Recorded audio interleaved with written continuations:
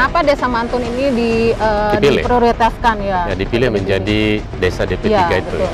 Penghilangan hak pilih atau tidak memberikan akses kepada pemilih untuk menggunakan hak pilih pada hari pemungutan suara itu adalah tindak pidana pemilu. Tepatnya 6 Desember 2022 ini nanti akan dimulai satu tahapan yang sangat penting.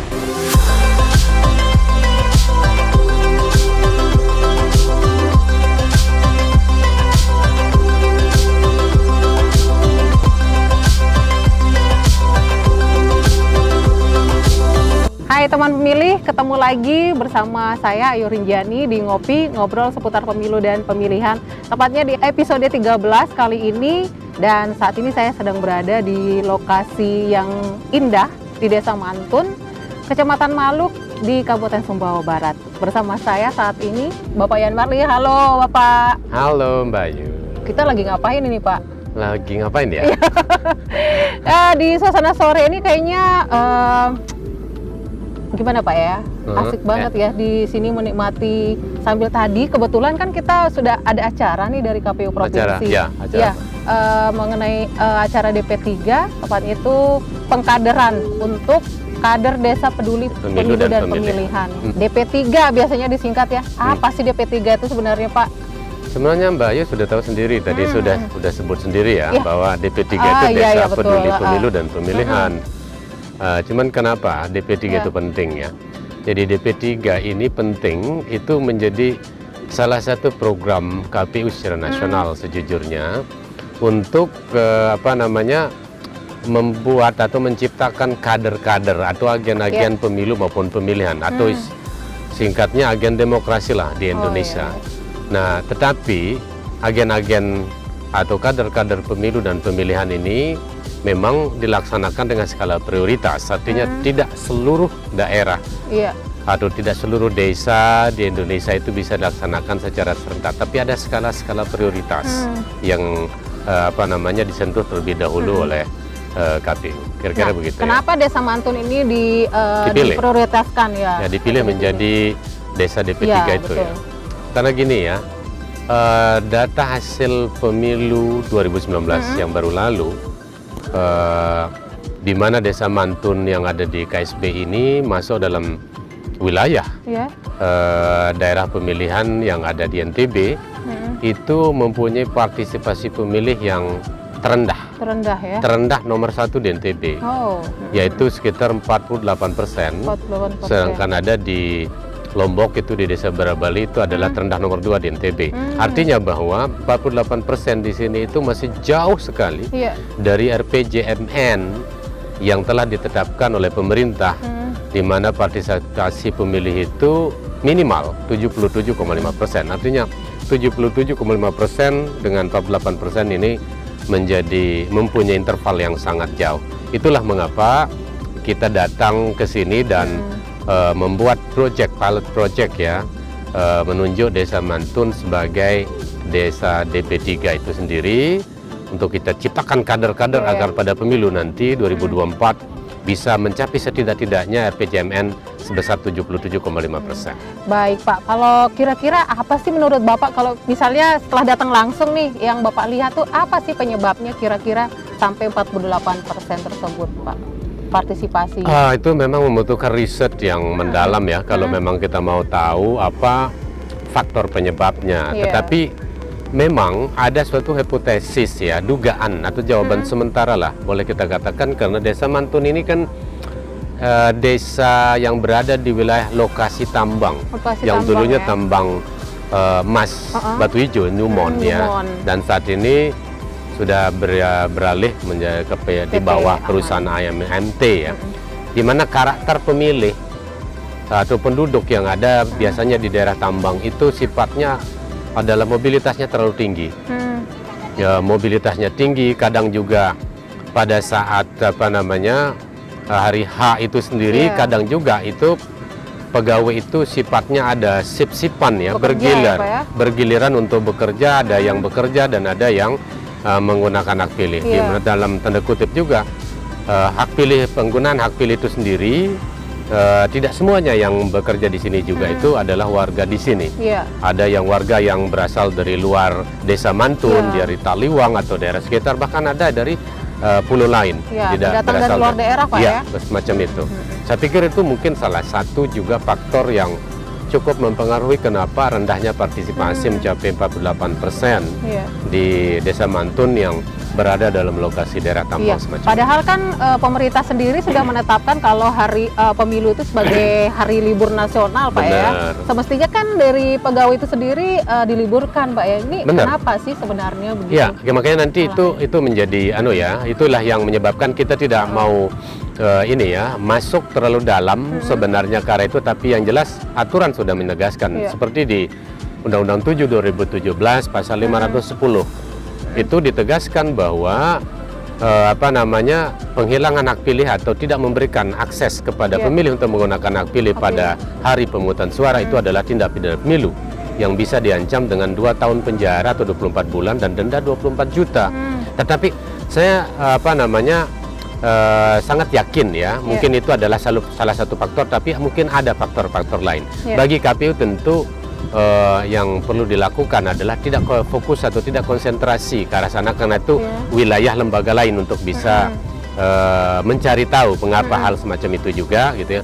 Tapi bagi KPU adalah bagaimana caranya sekarang menyentuh masyarakat, memberikan pendidikan pemilih kepada masyarakat agar masyarakat di Desa Mantun ini nanti benar-benar mengetahui esensi daripada haknya untuk menggunakan hak pilih, dan itulah yang melatar belakangi mengapa kita membuat agen demokrasi atau kader-kader pemilu dan pemilihan di Desa Mantun ini. Tujuan kita ke depan supaya terjadi peningkatan presentasi. Selain adanya DP3 ini sendiri Pak, apa saja sih hal-hal mungkin yang akan dilakukan gitu sama KPU provinsi ataupun KPU kabupaten kota untuk ya paling tidak meningkatkan partisipasi masyarakat di Desa Mantun ini terutamanya? Ya, seperti sudah kita lakukan bahwa kita telah bekerja sama ya, bahwa kita telah menandatangani MOU ya, KPU provinsi menandatangani MOU dengan Kepala Desa Mantun, di mana di Desa Mantun ini kita menerjunkan kader-kader DP3 supaya nanti para kader yang sudah terpilih ini itu bahu-membahu ya, bekerja sama dengan aparat pemerintahan di tingkat desa, nanti akan disupport oleh KPU KSB untuk terjun ke masyarakat secara sukarela gitu ya, membaur dengan masyarakat, memberikan informasi-informasi terkait dengan tahapan-tahapan pemilu ataupun pemilihan yang sedang berlangsung, serta hak-hak sebagai pemilih itu juga perlu diberikan pendidikan kepada mereka, perlu diberikan penyadaran, karena bisa jadi salah satu penyebabnya rendahnya itu karena belum paham arti hak menggunakan hak pilih di Desa Mantun ini. Sebelum kita beralih ke tema lain atau topik lainnya, harapan Bapak mengenai untuk para kader DP3 ini sendiri bagaimana Pak?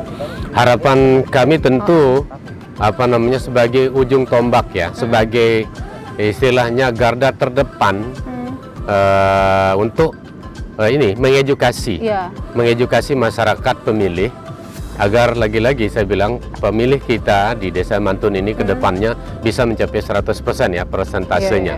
Jadi akan terciptalah nanti Desa Mantun ini menjadi salah satu desa percontohan bahwa peningkatan partisipasi pemilih itu bisa dilakukan dengan menggunakan kader-kader atau agen-agen demokrasi di sini, dan itu nanti akan menjadi contoh bagi daerah-daerah lain. Tentu daerah lain juga belum bisa mencapai 100%, bahkan ada yang baru mencapai 50%, 55, 60, dan itu masih berada di bawah target RPJMN 77,5. Artinya kalau ini berhasil, maka juga nanti di daerah lain itu kita akan coba terapkan, dan kader-kader ini bisa melakukan knowledge sharing nanti dengan kader-kader DP3 yang akan dibentuk di daerah-daerah lain. Baik Pak, tadi kan sampai terakhir tadi ya mengenai harapan untuk kader DP3 sendiri. Kita akan beralih ke topik yang lain Pak, tapi kayaknya kita jalan-jalan dulu Pak. Oh, itu menarik ya. Sambil menikmati suasana sore kali ini di Pantai Mantun, Kecamatan Maluk.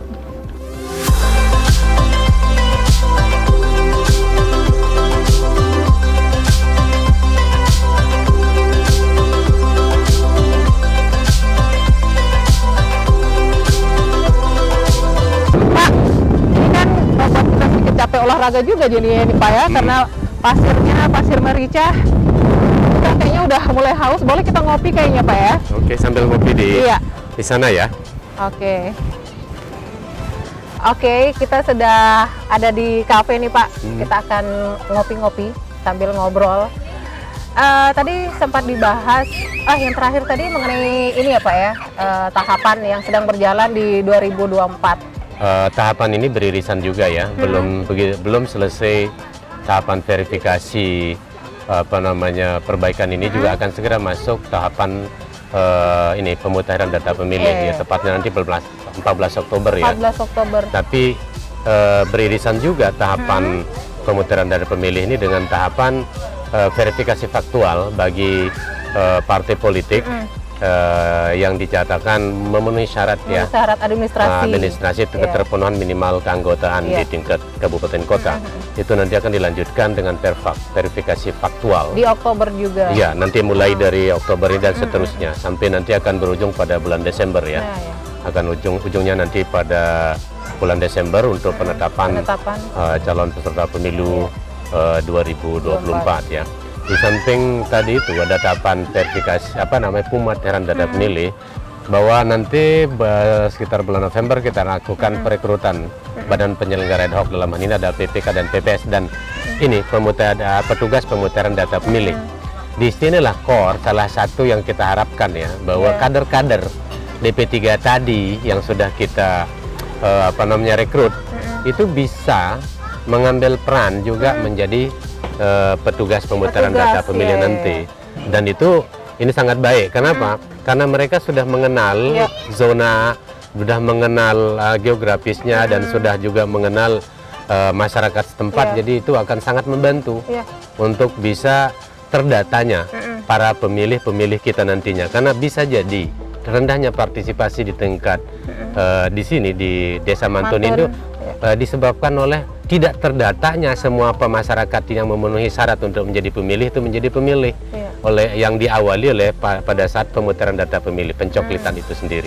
Nah, dengan kader-kader inilah kita berharap nanti supaya semua masyarakat yang memenuhi syarat untuk menjadi pemilih agar dipastikan terdaftar dalam daftar pemilih.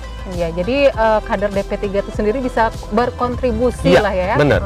Bisa kita harapkan berkontribusi, dan ini sangat positif. Ya, jadi pas banget ya momennya Pak ya. Benar. Iya. Mungkin sampai di 2022 ini apa saja sih selain ke badan ad hoc itu mungkin? Ya, khusus pada bulan Desember ya. Ya, sampai Desember. Tepatnya 6 Desember 2022 ini nanti akan dimulai satu tahapan yang sangat penting, yaitu tahapan penyerahan ya, penyerahan dukungan calon anggota DPD berupa KTP dimulai tanggal 6 Desember 2022. Nah, ini juga kalau boleh dipotong, ini banyak yang sudah mulai bertanya nih Pak, apa sih syarat-syaratnya, sudah keluarkah aturan-aturannya? Mulai banyak yang bertanya nih Pak. Ya, tetapi diingat bahwa karena undang-undang yang kita pakai untuk pemilu 2024 nanti masih sama dengan undang-undang yang kita pakai untuk pemilu 2019. Artinya bahwa regulasinya masih sama. Jadi masih bisa mengikuti PKPU yang dipakai waktu menyerahkan dukungan calon berupa fotokopi KTP elektronik sebanyak paling kurang ya 2.000 untuk calon anggota DPD dari Provinsi NTB. Karena mengingat jumlah penduduk kita, artinya masih bisa memperdomani peraturan yang itu. Kemudian yang kedua yang paling penting, nanti itu akan ada penetapan ya, penetapan calon partai politik peserta pemilu 2024. Itu nanti pada bulan Desember ini. Artinya nanti proses verifikasi, tahapan verifikasi administrasi, kemudian verifikasi perbaikan sampai dengan verifikasi faktual juga itu nanti akan berujung pada bulan Desember ini juga.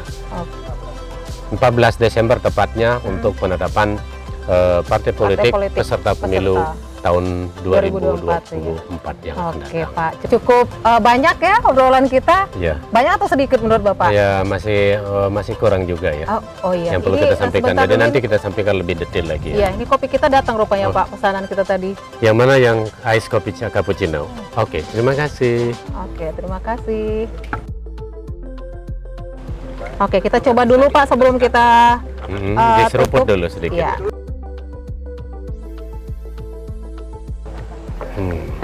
Good. Oke Pak, terima kasih untuk obrolan di sore hari ini. Dan untuk teman pemilih tetap pastikan di sosial media KPU Provinsi Nusa Tenggara Barat untuk mengetahui informasi-informasi apa saja yang akan kita informasikan tentunya untuk teman pemilih. Tetap pastikan di Ngopi Ngobrol seputar pemilu dan pemilihan. Cukup sekian, terima kasih. Wassalamualaikum warahmatullahi wabarakatuh. Dadah. Yuk ngopi lagi Pak. Oke.